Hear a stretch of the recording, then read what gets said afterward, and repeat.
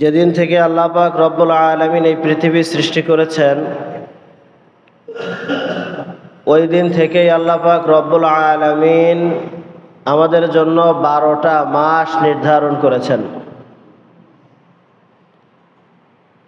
আমরা অনেকে ইংরেজি 12 মাসের নাম বলতে পারি, অনেকে বাংলা 12 মাসের নাম বলতে পারি, কিন্তু বেশিরভাগ লোক আমরা আরবি 12 মাসের নাম বলতে পারি না।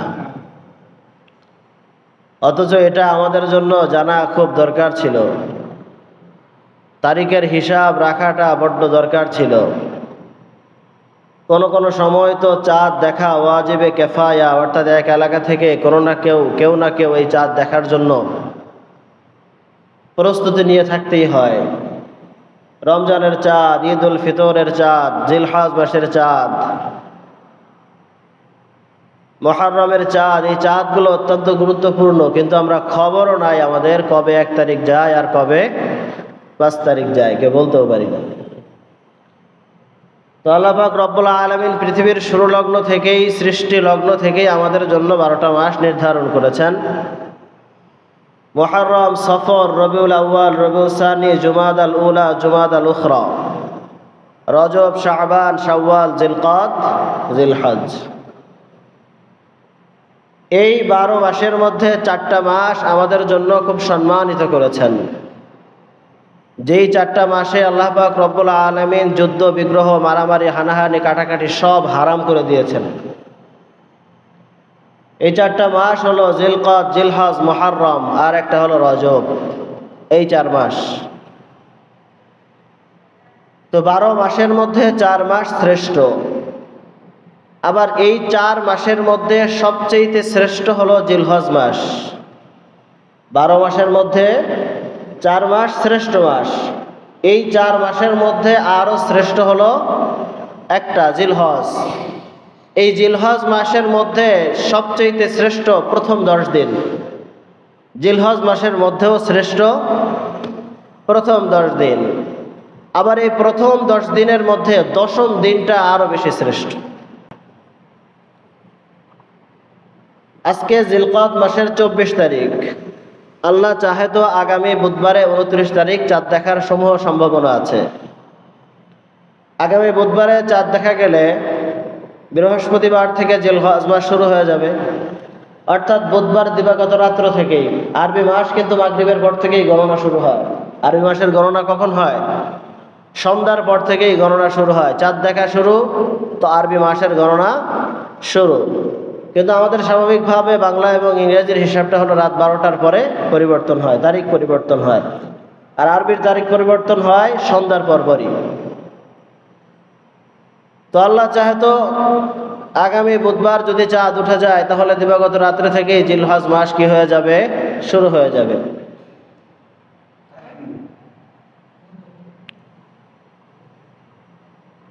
তো এই জিলহজ মাসে আল্লাহ পাক রব্বুল আলামিনের এই জিলহজ মাসটা এত গুরুত্বপূর্ণ, এবং এই জিলহজ মাসের মধ্যে প্রথম 10 দিন এত গুরুত্বপূর্ণ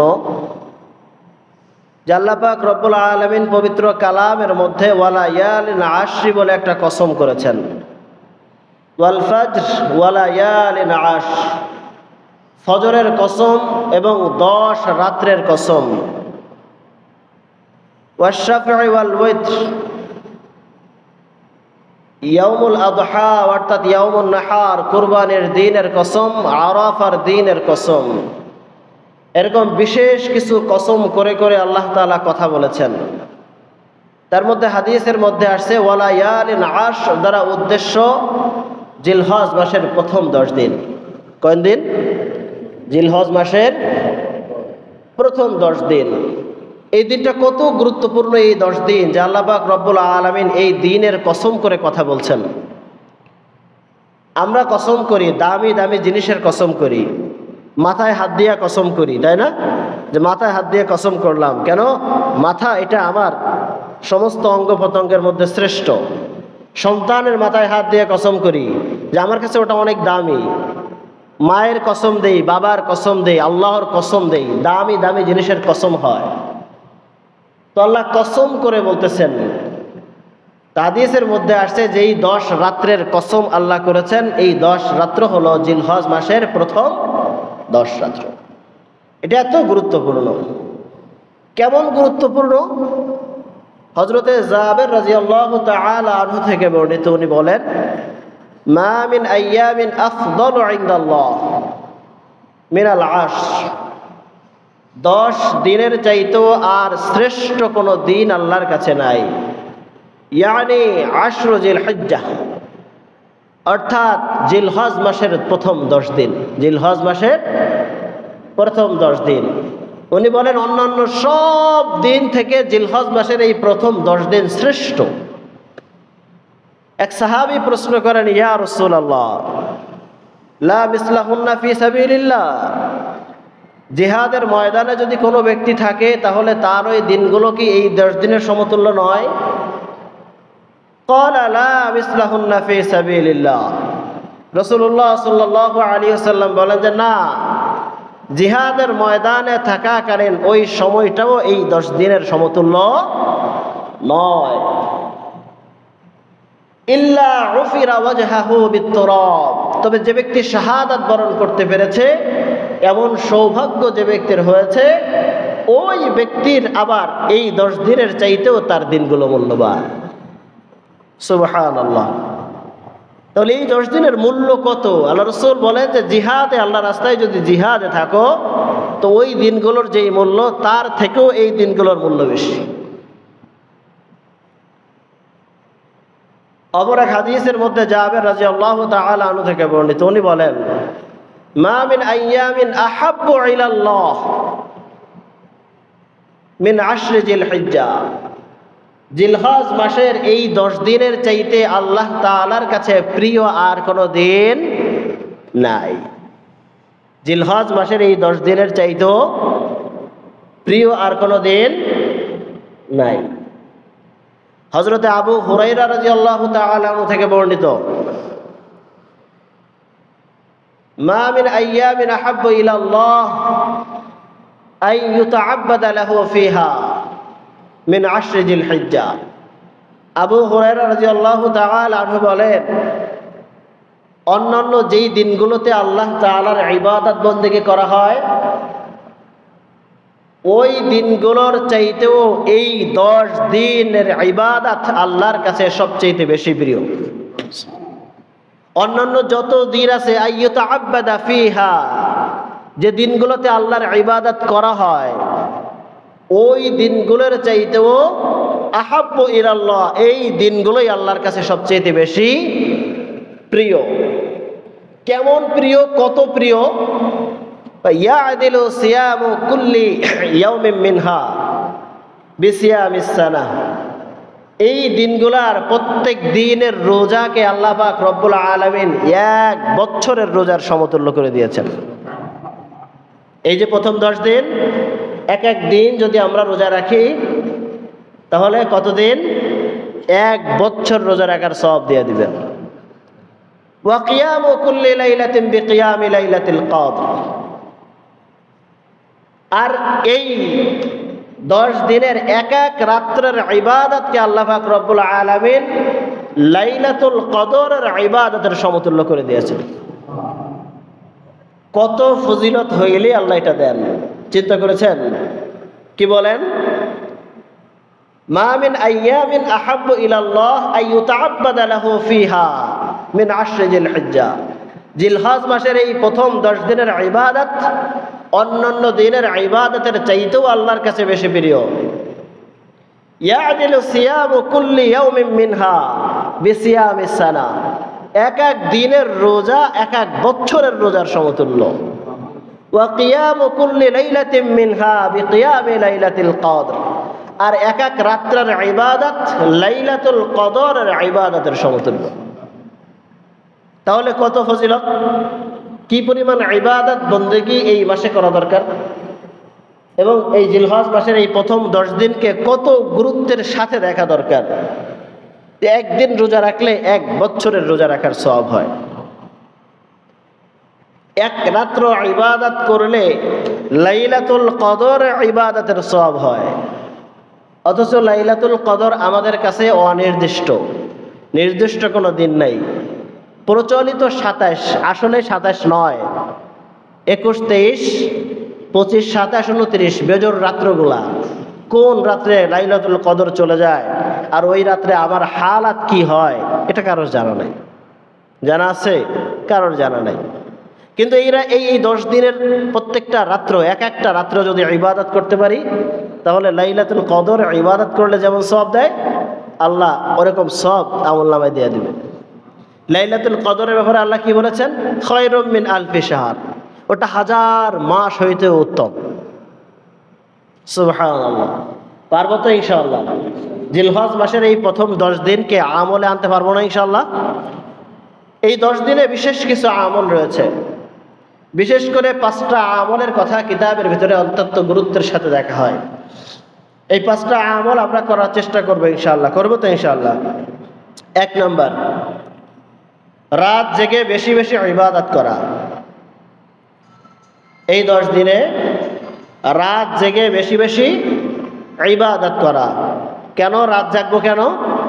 এক এক রাত্র লাইলাতুল কদরের সমতুল্য। এজন্য ইবাদত বন্দেগী করব। কিভাবে করব? এটার একটা প্রশ্ন। হুজুর, ইবাদতের রাত্র আসলেই আমাদের মধ্যে একটা প্রশ্ন ছুড়ে দেওয়া হয়, হুজুর কয় রাকাত নামাজ পড়তে হবে, কিভাবে পড়তে হবে, কুল হু আল্লাহু আহাদ কয়বার পড়া লাগবে, এইটা কয়বার, এরকম। আসলে ইবাদতের, এই নফল ইবাদতের নির্ধারিত কোনো সীমা নাই। আপনি যেইভাবে মন চায় আপনি ইবাদত করতে পারেন। আপনি কোরআন তেলাওয়াত করতে পারেন, আপনি জিকির করতে পারেন, আপনি তাসবিহ পড়তে পারেন, আপনি নামাজ পড়তে পারেন, অথবা আপনি বসে বসে তওবা ইস্তেগফার করে আল্লাহর কাছে দোয়াও করতে পারেন। সবগুলো ইবাদত, সব ইবাদত। এর মধ্যে হাদিসের মধ্যে আসছে, তোমরা বেশি বেশি তাসবিহ পাঠ করো, বেশি বেশি জিকির আজকার করো, প্রচুর পরিমাণে জিকির করো। লা ইলাহা ইল্লাল্লাহর জিকির করো, সুবহানাল্লাহর জিকির করো, আল্লাহু আকবারের জিকির করো, আলহামদুলিল্লাহর জিকির করো, সুবহানাল্লাহি ওয়া বিহামদিহি সুবহানাল্লাহিল আযীম। এভাবে বলে বলে যার যেটা মুখস্থ আছে এবং যেই শব্দ দ্বারা আল্লাহ তাআলার শান, মান এবং বড়ত্ব বোঝায় এমন শব্দ বলে বলে তুমি আল্লাহর জিকির করো। তাহলে 1 নাম্বার, রাত জেগে বেশি বেশি ইবাদত বন্দেগী করব। 1 নাম্বার, বেশি বেশি রাত জেগে ইবাদত বন্দেগী করার চেষ্টা করব প্রথম এই 10 দিন। 2 নাম্বার, প্রথম 9 দিন অর্থাৎ 10 জিলহজ তো ঈদের দিন, ওই দিন তো রোজা রাখা হারাম। এই প্রথম 9 দিন রোজা রাখবো। জিলহজ মাসের 1 তারিখ থেকে 9 তারিখ পর্যন্ত, 1 তারিখ থেকে 9 তারিখ পর্যন্ত আমরা কি করব? রোজা রাখবো। রাখলে কি লাভ? রাখলে কি লাভ? একটু আগেই কিন্তু বলছি, ভুলে গেলে কেমন হবে? যদি রোজা রাখে কি লাভ? এক এক দিনের রোজা এক এক বছরের সমতুল্য। সিয়ামু কুল্লি ইয়াউমিন মিনহা বিসিয়ামিস সানা, এক দিনের রোজা এক বছরের রোজার সমতুল্য। অর্থাৎ একদিন রোজা রাখতে পারলে 1 বছর রোজা রাখার সওয়াব আল্লাহ আমলনামায় দিয়ে দিবেন। পারবো না ইনশাআল্লাহ? হ্যাঁ, পারবো না ইনশাআল্লাহ? ইনশাআল্লাহ পারবো। অপর এক হাদিসের মধ্যে হযরত আয়েশা রাদিয়াল্লাহু তাআলা আনহা থেকে বর্ণিত, উনি বলেন, কানা রাসূলুল্লাহ সাল্লাল্লাহু আলাইহি ওয়াসাল্লাম ইয়াসুমু 9 জিলহিজ্জাহ। রাসূলুল্লাহ সাল্লাল্লাহু আলাইহি ওয়াসাল্লাম জিলহজ মাসের প্রথম এই 9 দিনে রোজা রাখতেন। কি করতেন? রোজা রাখতেন। অপর এক হাদিসের মধ্যে বর্ণনা আসছে, আরবাউন লাম ইয়াকুন ইয়াদউহুন্না নবী সাল্লাল্লাহু আলাইহি ওয়াসাল্লাম। 4টা আমল এমন আছে যেই 4টা আমল রাসূলুল্লাহ সাল্লাল্লাহু আলাইহি ওয়াসাল্লাম কখনোই ছাড়েন নাই, কখনো ছাড়েন নাই। 1, সিয়ামু আশুরা, আশুরার দিনে রোজা রাখা, অর্থাৎ 10ই মুহররমের রোজা, এটা আল্লাহ রাসূল কখনো ছাড়েন নাই। ওয়াল আশরা, আর এই জিলহজ মাসের 10 দিনের রোজা রাখা, এটাও কখনো ছাড়েন নাই। ওয়া সালাসাতা আইয়ামিন মিন কুল্লি শাহর, এবং প্রত্যেক মাসের 3 দিন, প্রত্যেক মাসে 3 দিন আল্লাহ রাসূল রোজা রাখতেন। আইয়ামে 20 বলা হয়, 13, 14, 15। এই 3 দিন আল্লাহ রাসূল কি রাখতেন? রোজা রাখতেন। ওয়া রাকাতাইনি ক্বাবলাল গাদাত, ফজরের আগের 2 রাকাত নামাজ আল্লাহ রাসূল কখনো, আল্লাহ রাসূল তো ফজরের আগের 2 রাকাত ছাড়েন নাই, আর আমরা তো ফজরের পরের 2 রাকাতও, হ্যাঁ আমরা তো ফজরের নামাজ পড়ি না, আগের সুন্নতের আলাপ তো পড়ে। কত গুরুত্বপূর্ণ যেই 4টা ইবাদত রাসূলুল্লাহ সাল্লাল্লাহু আলাইহি ওয়াসাল্লাম কখনোই ছাড়েন নাই। তার মধ্যে একটা আশুরার রোজা, আর একটা 10ই জিলহজের রোজা, আর প্রত্যেক মাসে 3 দিনের রোজা, আর ফজরের আগের 2 রাকাত সুন্নত, এটা আল্লাহ রাসূল কখনো ছাড়েন নাই। কিন্তু আমরা তো ফরজই ছেড়ে দিই, সুন্নত তো হুজুর বহুত পরের কথা, আল্লাহ মাফ করুক। তাহলে এই 10 দিন কি রাখবো? রোজা রাখবো। রাখবো তো ইনশাআল্লাহ? নিয়ত করতে পারি না ইনশাআল্লাহ? এক এক দিনের রোজার বিনিময়ে 1 বছরের সওয়াব আল্লাহ দিয়ে দিবে, অথচ আমরা রাখতে রাজি না। 3 নাম্বার আমল, জিলহজ মাসের চাঁদ দেখার পর থেকে ঈদের নামাজের আগ পর্যন্ত নখ, চুল, দাড়ি, মোছ, গোঁফ, নাভির নিচের পশম এগুলো না কাটা। কোনো ব্যক্তি যদি জিলহজ মাসের চাঁদ দেখার শুরু থেকে নিয়ে হাত পায়ের নখ, চুল, দাড়ি এগুলো না কেটে কুরবানি ঈদের নামাজের পরে যে কাটে, তাহলে আল্লাহ পাক রব্বুল আলামিন ওই ব্যক্তির আমল নামায় কুরবানির সওয়াব দিয়ে দিবেন। এর চেয়ে আর কি হতে পারে? আমি কুরবানি করার সুযোগ পাচ্ছি না, তো আল্লাহ আমাকে সওয়াব দিয়ে দিচ্ছেন। হযরত উম্মে সালামা রাদিয়াল্লাহু তাআলা আনহা থেকে বর্ণিত, উনি বলেন রাসূলুল্লাহ সাল্লাল্লাহু আলাইহি ওয়াসাল্লাম ইরশাদ করেন, ইযা রাআইতুম হিলালা জিলহিজ্জাহ, তোমরা যখন জিলহজ মাসের চাঁদ দেখো, ওয়া আরাদা আহাদাকুম আইয়ুদাহিয়া, এবং তোমাদের মধ্যে কেউ কুরবানি করার ইচ্ছা করে, ফালইউমসিক মিন শা'রিহি ওয়া আযফারিহি, ওই ব্যক্তি যেন তার চুল এবং নখ না কাটে। হাদিস বুঝেন, হাদিস বোঝার জন্য বলছি কেন, একটু পরে ইউটিউবে সার্চ করবেন, পেজ গিয়ে লেগে যাবে।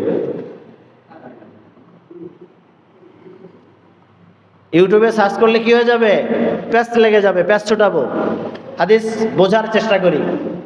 তাহলে কি বলতেছিলাম? উম্মে সালামা রাদিয়াল্লাহু তাআলা আনহা উনি বলেন যে রাসূলুল্লাহ সাল্লাল্লাহু আলাইহি ওয়াসাল্লাম ইরশাদ করেন, যখন তোমরা জিলহজ মাসের চাঁদ দেখো, তো তোমাদের মধ্যে কেউ যদি কুরবানি করার ইচ্ছা করে, তাহলে তাকে বলে দাও সে যেন হাত পায়ের নখ না কাটে, মাথার চুলও যেন না কাটে। তাহলে কাটবো কখন? আবু দাউদ শরীফের 2799 নম্বর হাদিসের মধ্যে হযরতে আমর ইবনুল আস রাদিয়াল্লাহু তাআলা আনহু বর্ণনা করেন যে রাসূলুল্লাহ সাল্লাল্লাহু আলাইহি ওয়াসাল্লাম আমাদেরকে ঈদের নামাজের নির্দেশ করেছেন। এর মধ্যে এক লোক প্রশ্ন করেছে, কিলা রাজুলুন, এক লোক প্রশ্ন করে, ইয়া রাসূলুল্লাহ আরাইতা ইল্লাম আজিদ ইল্লা মানিহাতান উনসা, এই ব্যাপারে আপনার কি মত? যদি আমি কুরবানি করার মতো আর কিছুই না পাই, আমার কাছে মাত্র একটা দুধের উটনি আছে। কি আছে? একটা দুধের উটনি আছে, আর কিচ্ছু নাই। এখন আপনার কি মত? আফা উদাহি বিহা, আমি কি এটা দ্বারা কুরবানি করে দিব? রাসূলুল্লাহ সাল্লাল্লাহু আলাইহি ওয়াসাল্লাম ইরশাদ করেন, লা, তুমি এটা দ্বারা কুরবানি করো না। ওয়ালাকিন তাখুযু মিন শা'রিক, তবে তুমি তোমার চুল কাটো। ওয়া তুকাল্লিমু আসফারাক, তোমার নখ কাটো। ওয়া তাকুসসু শারিবাক, তোমার মোছ কাটো করো। ওয়া তাহলিকু আনাতাক, তোমার নাভির নিচের পশমগুলো পরিষ্কার করো। ফাযালিকা তামামু মিন উদহিয়াতিকা ইনদাল্লাহি আযজা ওয়া জাল, তো এই সব কাজ তোমার জন্য আল্লাহর দরবারে কুরবানি বলে গণ্য হয়ে যাবে। কি বলছে? যে সব কাজ কি হয়ে যাবে? তোমার জন্য কুরবানি বলে গণ্য হবে। আগের হাদিসে কখন থেকে কাটা বন্ধ করতে হবে এটা বলছে, যে জিলহজ মাসের চাঁদ দেখার সাথে সাথে কি করো? কাটা বন্ধ করো। এই হাদিসে কুরবানির পরে আয়সা নখ, চুল, দাড়ি, মোষ ইত্যাদি কাটার কথা বলেছেন। তাহলে এই 10 দিন যদি আমরা কেউ না কাটি, তাহলে আমাদের আমল নামায় কি হবে? এক একটা কুরবানির সব আল্লাহ পাক রব্বুল আলামিন আমল নামায় দিয়ে দিবেন। এখানে প্যাচ কোনটা? অনেকে আপনাকে আগের হাদিস দিয়ে বলবে যে ওই হাদিসে বলা হয়েছে যেই ব্যক্তি কুরবানি করবে তার জন্য। এজন্য আমি পরের হাদিস এনে আপনাকে বোঝাচ্ছি, এইখানে কিন্তু এই ব্যক্তিকে আল্লাহ রাসূল কুরবানি করতে বলেন নাই। উনি বলেছেন আমার কাছে একটা দুধের উটনি আছে, আপা উদাহি বিহা, আমি কি কুরবানি করবো? ক্বাল লা। রাসূল বলেন না না, তোমার কুরবানি করার দরকার নাই, তবে তুমি চুল কাটো, নখ কাটো, মোষ কাটো, নাভির নিচের পশম পরিষ্কার করো, এই সবগুলা আল্লাহ তাআলার দরবারে তোমার কুরবানি বলেই গণ্য হয়ে যাবে। প্যাচ ছুটছে নি?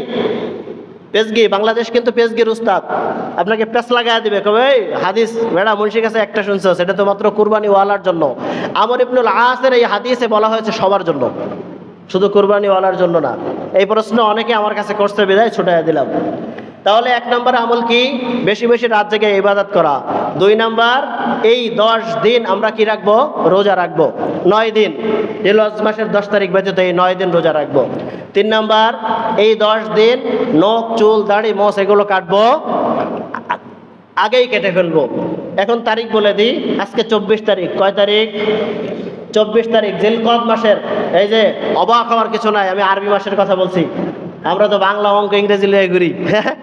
আজকে জিলকদ মাসের 24 তারিখ, আগামী বুধবারে 29 তারিখ। বুধবারের আগেই সব ফিনিশ করব, কারণ 29 তারিখে চাঁদ উঠতেও পারে, চাঁদ উঠে গেলে তো আর কাটা যাবে না। আর এদিকে যদি না কাটি তাহলে আরো 10 দিন পার হতে হতে অনেক বেশি বড় হয়ে যাবে, খারাপ দেখা যাবে, জঙ্গলি বলতেও পারে, নখের ভেতরে ময়লা জমতেও পারে। যাই হোক, আমরা বুধবারের আগেই কি করব? সব কেটে ফিনিশ করবো ইনশাআল্লাহ। 4 নম্বর আমল, বিশেষ করে জিলহজ মাসের 9 তারিখে রোজা রাখা। কয় তারিখে? 9 তারিখে রোজা রাখা। রাসূলুল্লাহ সাল্লাল্লাহু আলাইহি ওয়াসাল্লাম ইরশাদ করেন, সিয়াম ইয়াউম আরাফা ইন্নী আহতাসিবু ইলাল্লাহ আই ইউকাফফিরা সানাতা আল্লাতী ক্বাবলাহু ওয়াস সানাতা আল্লাতী বা'দাহু। কি বলেন রাসূল সাল্লাল্লাহু আলাইহি ওয়াসাল্লাম?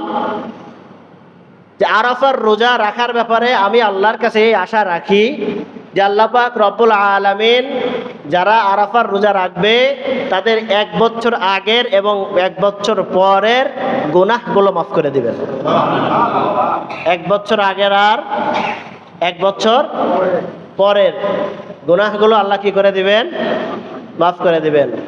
অন্য হাদিসে আসছে, যারা আরাফার রোজা রাখবে গুফিরা লাহু সানাতাইন মুতাতাবিআইন, আল্লাহ পাক রব্বুল আলামিন তাদের লাগাতার 2 বছরের গুনাহ মাফ করে দিবেন। তাহলে জিলহজ মাসের 9 তারিখ, কয় তারিখ? জিলহজ মাসের 9 তারিখের এই রোজা। এখানে আর এক পেজগি লাগানোর ওস্তাদ কি জানেন? পেজটা হলো, ইউটিউবে দেখবেন অনেকেই বলতেছে আরাফার দিন রোজা রাখতে বলছে, জিলহজ মাসের 9 তারিখে রোজা রাখতে বলে নাই। হাদিসের মধ্যে কোন দিন আসছে? আরাফার দিন শব্দ আসছে। তো আরাফার দিন তো আরব ওয়ালাদের আগের দিন চলে যায়, আমরা পরের দিন রোজা রেখে লাভ কি? প্রশ্ন আসে না? প্রশ্ন আসে কি না?